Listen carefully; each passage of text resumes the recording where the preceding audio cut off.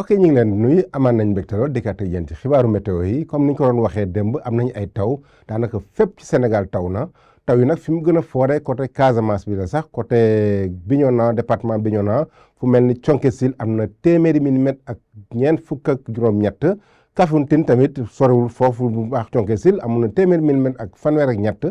Kañobon suuf département Bignona am na téeméeri milimètre ak fukk ak juróom-ñeent kon donc côté Casamance taw na bu baax côté Saloum bi Sine bi ba côté Fouta bi Ndakaaru sax ci fajar gi am nañu ay taw ak démb ci guddi am nañu ay taw yooyu nag day dëggal rek li ñu waxoon démb bu ñu ci jógee nag loolu ànd nag ngelaw loo xam ne wàññeeku bu baax ci wàllu tàngoor ak ay taw yoo xam ne ko xamee ci bët Saloum réew mi ñu xool nag nataal niir yi ci Afrique sowu jant lan la ñuy jox ay niir am nañ ko mais niir yoo xam ne guusaay boo xam ne day jóge côté Mali daal di dugg mais nag du dugg bu baax ci réew mi parce que toujours ci bët Saloum réew mi ak penku réew mi lay gën a yem côté bët gànnaar réew mi foofu niir yi xaw na faa desandi tuuti ba tax na tey ji ci guddi jëm ci ëllëg ñu xool lan la ñuy xaar ci wàllu taw nañ am ay taw naam nañ ko am ci diggante Tambacounda ak Kédougou taw yooyu mën naa jàll ba côté Fuladu bi jàll tuuti côté Kabada bi ba côté Ziguinchor foofu nañ fa am ay taw laal tuuti ci côté Nioro jàpp Kaolack ay taw yu xaw a yem ak asamaan su niis nag asamaan su niis lool diggante Ndakaaru ak Mbuur jàpp ci digg réew mi par yenn say sax gox-goxaan yooyu mën nañ fa am ay wis yu xaw a yem rek digg réew mi nag asamaan su niis dañuy am ba ci côté peut-être bët gànnaar réew mi côté Podor ak Matam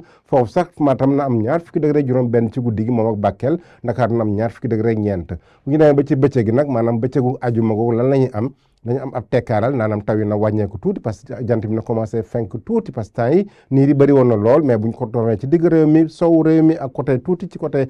Fuuta boobu na am ay niir yoo xam ne na yem tuuti mais na am jant boo xam ne na fenk bu baax ay niir yu xaw a yem ak ay taw nag nañ ko continuer di am ci côté Casamance bi niir yooyu nañ ko am diggante Kolda Tambacounda ba côté Kédougou tàngaaru bëccëg gi nag na am fanweer degré juróom-ñeent fële ca Podor Ndakaaru na am fanweer degré ñett ba Saloum bi kon fanweer degré ñeent ba fanweer degré ñaar lañu am donc mbokk yi bu ñu ko tënkee asamaan si na commencé leer ndànk-ndànk parce que taw yi nga xam amoon nañ ko fan yi moom moo tax mais nag na kon ne toujours côté Saloum bi ak côté Casamance bi ñu am ay taw yu xaw a yem donc mbokk yi loolu la ñu loon tey mais bu leen fàtte dem suñu plateforme ay information yu gën a ràññeele ñu leen dig daje ba suba ak jàmm wasalaam